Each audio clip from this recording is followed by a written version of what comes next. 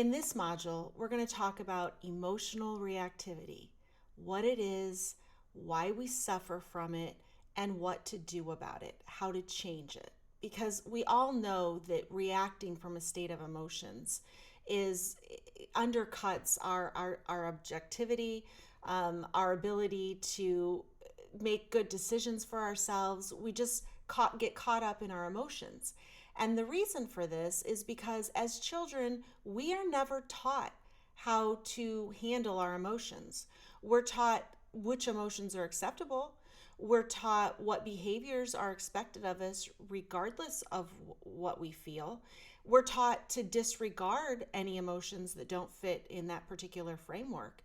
And we grow up without being given a sense of understanding that emotions are physical. They exist inside of our bodies. They are totally normal and natural, just like poop. We have to process our emotions, but we're not told that. We're not taught that. And so this module is basically, what the crux of my whole coaching program, it's the user operating manual for the human body. Emotions are not just pesky little things that don't mean anything. They are our pathway, our portal to meaning, to purpose, to learning about ourselves and what's important. Emotions are the bridge between our mind and our body. They are our body's way of letting us know what's going on in our subconscious. They connect us to our values and our purpose, and they are guides. They are not objective information about the outside world. They just tell us what we're thinking about the outside world. And then for those of us that choose to go down this path, we understand that we can choose our thoughts. We can choose our beliefs, all thoughts, all beliefs, all the meaning that we think is out there. It's all just imagined. And so that's not meant to take away from our beliefs. It's just meant for us to see that we have a choice. And when we're getting an emotional response, it's because there's a problem. Emotions are like pain and for any other thing in the human body. They are telling us that something needs our attention. So, I think about one of the prime examples of the first time in our life that we're really truly gaslit, where we are taught to disregard our own intuition and disregard what we're thinking and feeling by the adults in our lives. And I am not demonizing Santa, I'm just using it as an example.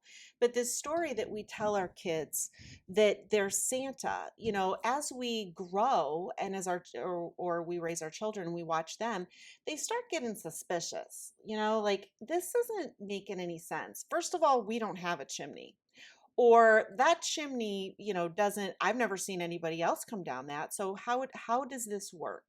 And what is this naughty and nice list? And Santa's watching all year round. Isn't that kind of creepy? And yet we we try to keep the magic alive with Christmas. And I've done this too. I still do this. If my kids want gifts, they need to refer to me as Santa.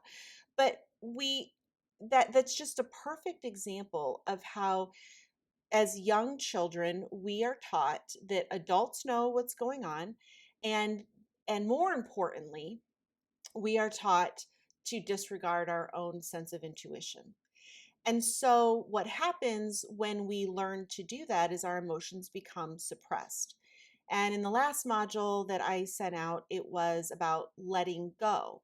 And I want to reiterate that learning how to let go of emotions does not mean that you are not a person that's going to set boundaries, that you are not a person who, stands up for yourself, that you're just going to take a bunch of shit, that you're just going to sit in a corner and not feel anything all the time and just be non-reactive, like here I am, just not caring about anything.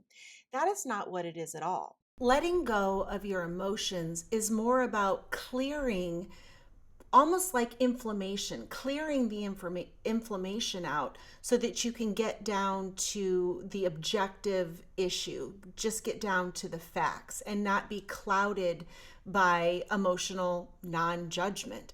It's about clearing the energy so that you are looking at things from a place of safety and security and calm and clear-headed thinking.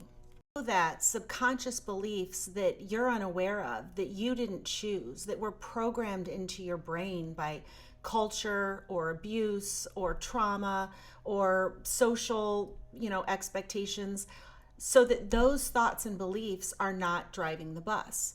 So that you aren't just knee jerk reactioning your way through life and kind of being a victim of your own emotions. Emotions do not reflect external truths. So if you are, or I'll use myself, if I'm mad at my husband, my anger is not telling me that that dude's a dipshit, or that that dude is inconsiderate, or that that dude is never going to be what I need and want him to be. So understanding that the problem when we're having this discomfort, the problem is not out there. Emotions are a filter. Imagine like wearing a pair of glasses. And if you have a lot of resentment and anger and shame and guilt, then you're perceiving what's going on out there as you're making things mean something that objectively neutral they do not. And so understanding the motivation for dealing with your emotions as a separate entity from the external circumstance is the key to freedom. It's the key to showing up as your best self. Because remember, the more emotional you are, the less logical and rational you are, the less objective you are, because your emotions are creating discomfort in your body. And when you make the turn cognitively to understand that your emotions are about you and your thoughts and feelings, and not objective reflections of the outside world, then you can deal with that. You can bring consciousness and curiosity to what's going on and then resolve the issues so that you can then look more objectively at the circumstance. When you resolve the issues inside of you, that includes, and I'll get to it, but asking yourself what you really need. When we talk about boundaries with people, and the question is, where do you set boundaries with our partners and with people in the world? The thing about boundaries is you don't set them, you acknowledge that they already exist. That is the first step. Whenever you're getting frustrated or feeling resentment or feeling something in relation to another person, that emotion is the smoke alarm, if you will, of there's a boundary. And we have the power to change our boundaries. Maybe we think we're putting up with something that we just need to look at differently. But the bottom line is that we need to acknowledge what is in this moment. You can't change something if you don't acknowledge what it is. Okay, so in this module, I'm going to start with that when dealing with emotional reactivity or overreactivity, awareness is the most important tool. Once you become aware that you are emotional, then you can learn, and there's tons of tools and strategies for this, but in this one we're going to just start with the awareness that then you can learn how to deal with your emotions. And we all do things like that differently, but you have to be aware that emotions are the problem. They are not information coming in from out there. They're information coming into your beliefs and your issues. Okay. So, starting with the emotional ownership statement that I use a lot, um, blank out there, the person, the situation, the event, the circumstance, that is not the problem. My thoughts and feelings about that are the problem. And taking that pause to separate what's going on out there from what's going on in here, that requires awareness. And honestly, in this situation, what I'm finding is that in this game of life, awareness is the most important tool. And if you can get awareness, it's an 80%, you're 80% of the way there. Then, what to do with that awareness and how to process the emotions, all of that will come in time. Because once you're aware that the problem isn't out there, it's in here, then you can do something about it or just acknowledge it. and not project whatever you're feeling in here onto your circumstances and skew it even more. So I'll give you just a quick example of when this totally changed. I am an onion peeling back all the layers of myself too. But when I truly got this and really in my core understood this was what happened. So my daughter is going to be a senior this year. She's in her senior year now. This happened back in the spring. And she's been doing show choir for years. And um, I worked really hard to get her into show choir. Big picture, she was having a lot of mental health issues. She wanted to go into dancing, but had broken her hip and had all this stuff. So I worked really hard. And also, I was in show choir, jazz hands. I worked really hard to get her to shift lanes. And it's been a wonderful 3 years of high school, freshman, sophomore, junior year. She's been in show choir. And she's told me every year she doesn't want to do it. And then I do my mommy magic and I finagle and I bargain and maybe I bribe and I get her through the auditions and then she gets into it and then it's fine.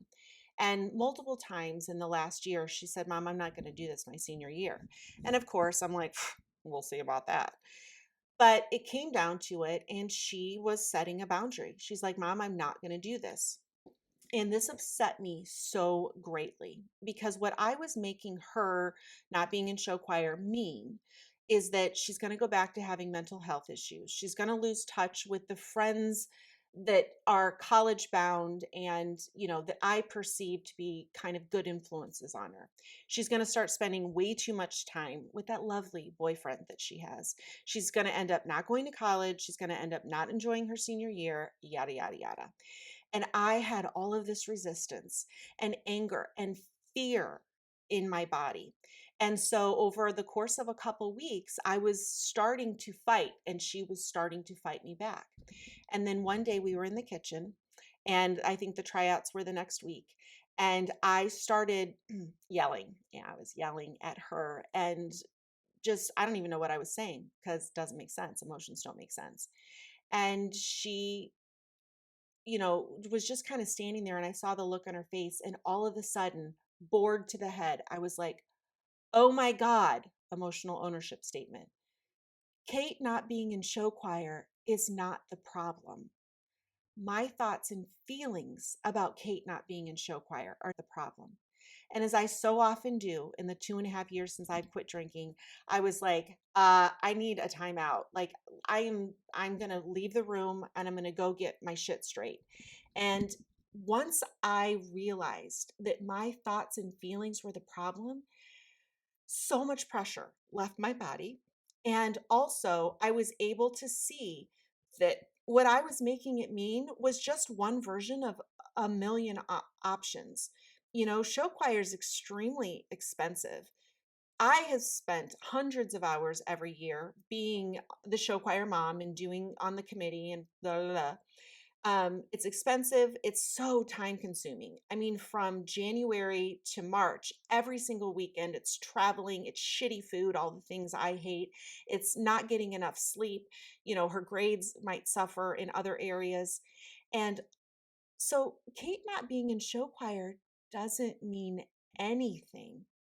It only means what I think it means, what she thinks it means, what we collectively decide to make of it.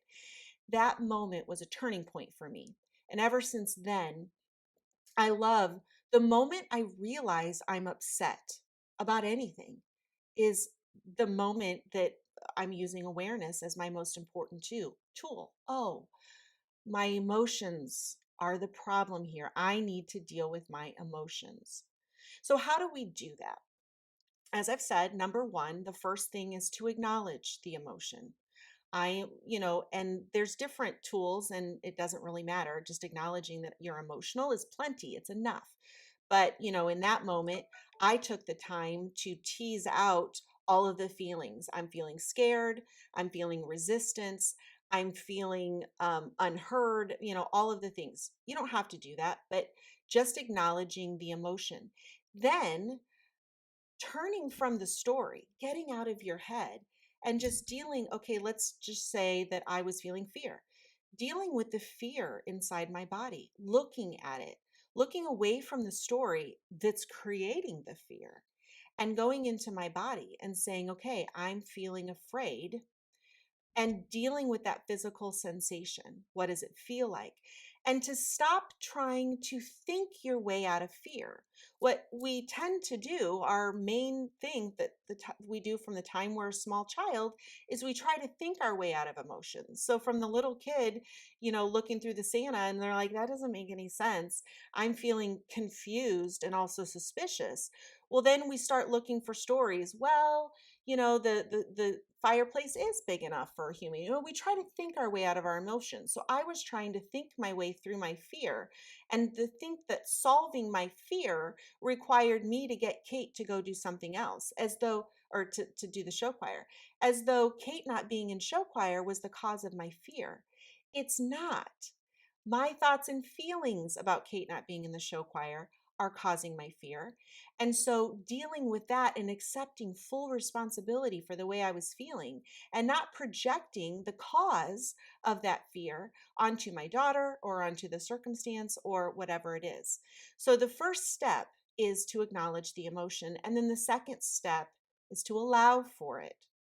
And this is where the last module, when I talked about letting go, bypassing the stories in your brain, thinking about that 90-second rule, as our thoughts do trigger our emotions, we've learned from Jill Bolt Taylor, and I've talked about this multiple times, that it takes 90 seconds for our system to flush out the stress response, the adrenaline, the cortisol dump, whatever.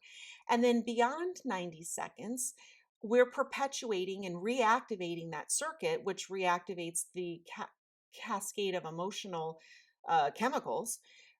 It takes 90 seconds to clear. And then after that, we have a choice. We can perpetuate it. So my point is, when I escaped to my room, this wasn't to deal with the show choir thing. This wasn't, a 3-hour process. I went and I just felt the emotions. Once I realized my emotions were the problem, I was like, okay, my emotions are the problem. Where do I feel it? How can I relax into it? How can I allow for this? How can I allow myself to be uncomfortable with this? Can I just be uncomfortable? I don't know how this is going to go. How do I minister to my body? Part of this question with allowing it is, what do I need? What do I need right now? And the answer is not, I need Kate to promise she's going to do show choir next year. I need to let go of my fear. I needed to think through it. But you don't want to think through things in a state of fear, because then your story is going to be filtered through fear and graspiness and holding on and needing something out there to make you feel better. So, um, asking yourself what you need and treating the emotions first. Think of emotions, another metaphor is that emotions to me are like the order of operations in elementary school math. You know how you can't do the addition and subtraction in a multi step problem until you solve for the multiplication and division. And of course, there's exponents and logarithms and all that. We're going to keep it real simple here. Um, you can't solve for problems out in the world until you solve for the emotions, until you let it go, until you get clear.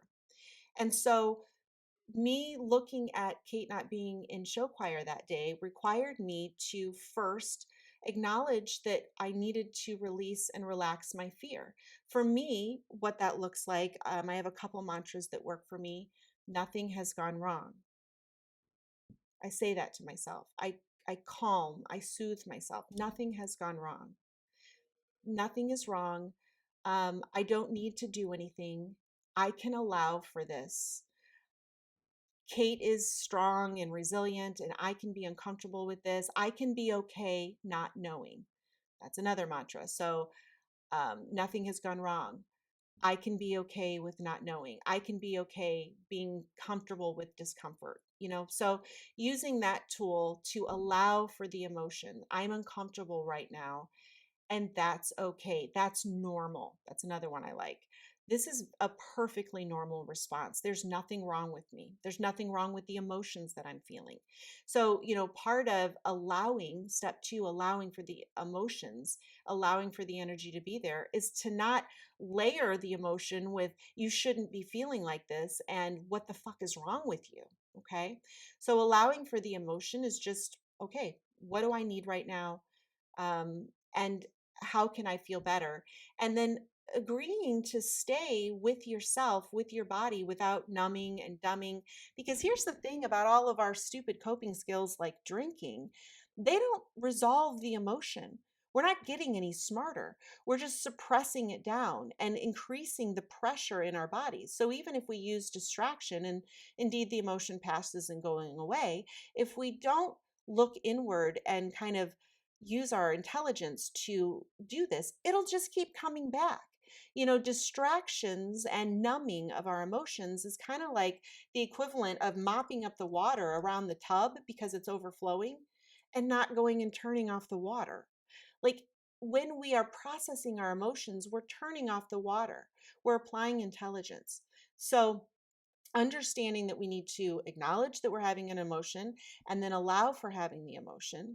And then the third thing is to separate the emotion from the situation and just be curious about it. So I have three questions that I ask myself for this. And the first one is this emotion even about the situation? Is this a pattern of reactivity?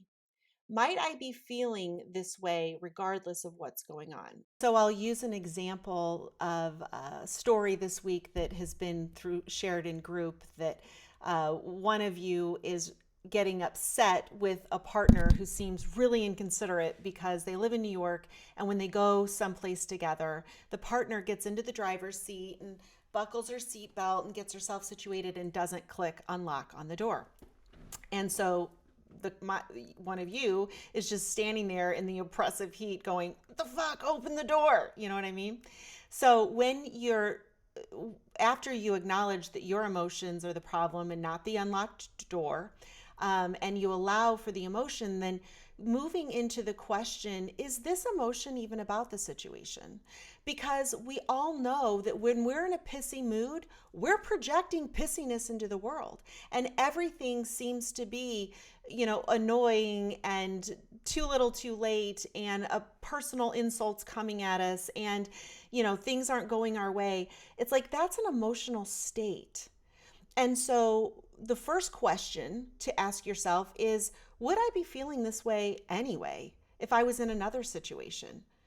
And then you can kind of step back and see that, okay, it isn't really even about this situation. And the reason this is an important question to ask, because it allows you to save a lot of time, not in your head solving fake problems that aren't real, problems that are just a result or the projection of what's going on inside. So, asking yourself, might I feel like this regardless of what's going on? I had another client, one of you this week, who every single night since COVID, she lives in a small house and she gets upset in the evenings because she feels like she has no space. Nobody will leave her alone. She can't get a minute. Can a mom get a minute? You know what I mean? And then recently they were on vacation, and she was sharing with me that in the evening, she was trying to get everybody to play games and do something together as a family, and nobody wanted to take her up on it. And she was getting pissed that nobody wanted to spend any time with her. And so I was able to point out, maybe that's just how you feel in the evenings. Maybe this has nothing to do with people who want or do not want to spend time with you at any given time. And so that allows you to go deeper and get really curious about, why do I tend to feel anxious in the evenings? And then go back to that question, what do I really need? Like, what's really the problem here? Can I just allow this energy to go away? Maybe it's just the product of, a big stressful day, and recognizing that the stress is coming from the inside and you just need some self-care in whatever way. The second question that's really powerful is, what am I making this mean? In the example with the unlocked door on the parked car, you know, that that's a very neutral situation. I'm standing out here waiting for the door to be unlocked. But the emotion in your head, you might be making it mean that my partner's inconsiderate, or I'm in the wrong relationship, or I'm always standing on the outside waiting for somebody else. I spend my life waiting. So what are you making it mean? That you can't get what you want, that you are powerless, that you are dependent? Asking yourself, when you feel anger or fear, just like with the show choir thing, I was making it mean a lot of things. But again, meaning is imagined. All meaning is imagined. Meaning is not something that you can observe in the outside world. So asking yourself what you're making that mean, and then deeper, where did you get that idea? Why are you making it mean that? Is that the way you were raised? Is that the way you were taught? Is that the way your parents were? Is that some belief that you've gotten, from watching a YouTube video on gaslighting, and if somebody's not unlocking the door, then they're gaslighting you to make you feel crazy? Like, where is it coming from? And you don't have to solve the problem. You don't have to deep dive into every situation of your life you've ever felt this way. But asking yourself what you're making it mean about the other person, about you, about the future, about the past, about all of it, can give you some clarity. And then you can remember that nothing means anything. Meaning is imagined, and you get to choose what you're making it mean, including nothing. And then the third question that I find to be so powerful is, how do I want to feel right now? This does not include a magic wand, but it does allow you to ask questions. If you have a map and you identify where you are and where you want to be, instead of where you are and how the fuck you got here and whose fault it is, that is so much more powerful. And that is the whole crux of coaching. With therapy, it's all about asking why and making sense of the past and all of that. But coaching, it's a really powerful move to be like, it doesn't really matter why, because even if there was a why, which there isn't, you're making things mean things that their meaning doesn't exist out in the real world. Meaning is something we have to imagine, and collectively imagine with other people. We have to agree on our stories or make up our own story. But the story doesn't actually exist. You've just got different data points. So skipping all that, or saving it for when you feel less emotional, and just say, how do I want to feel right now? So in the example with Kate's situation with show choir, how did I want to feel? I wanted to feel at peace with my daughter's situation. I wanted to give my daughter autonomy over her own life, and so that she would feel like she can trust herself to make a decision and self-correct for the one she doesn't end up happy with.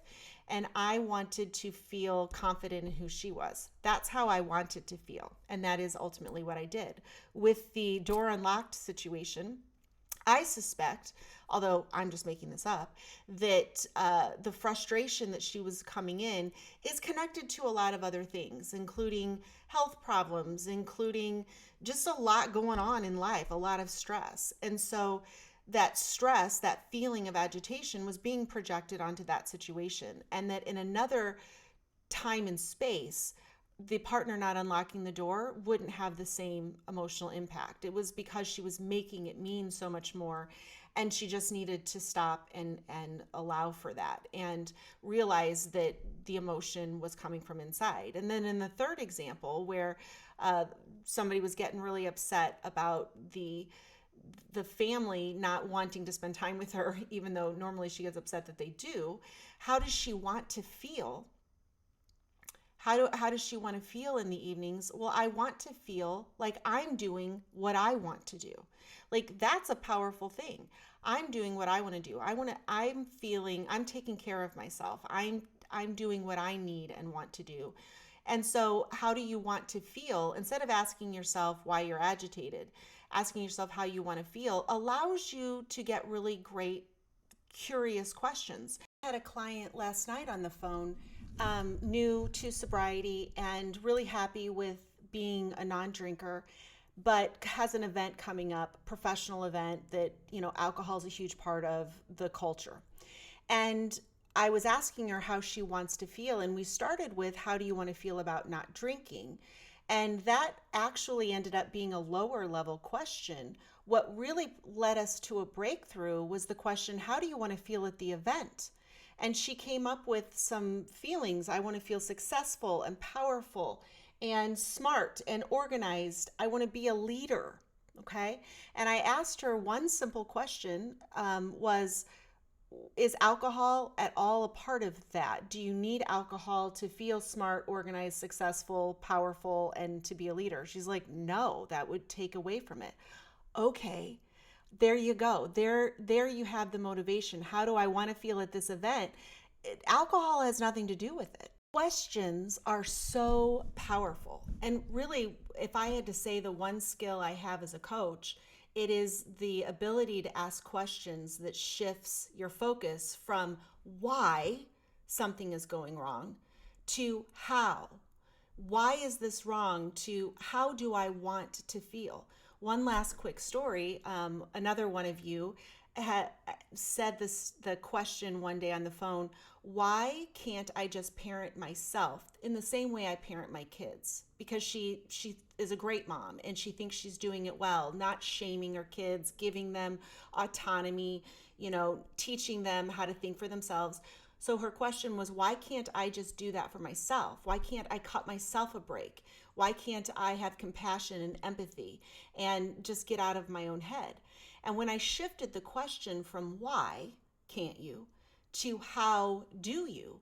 How do you? How can I parent myself in the same way that I parent my children? Then the problem solving part of your brain kicks in, and your brain's a dog looking for a bone. Why can't I? You're going to spend all sorts of time trying to figure out what's wrong with you and what's been wrong and what's broken. And when you shift your question to how do I want to feel? How can I accomplish that? How is a much more forward thinking approach. So just to kind of put all of this together, package it up, emotions do not reflect external truth.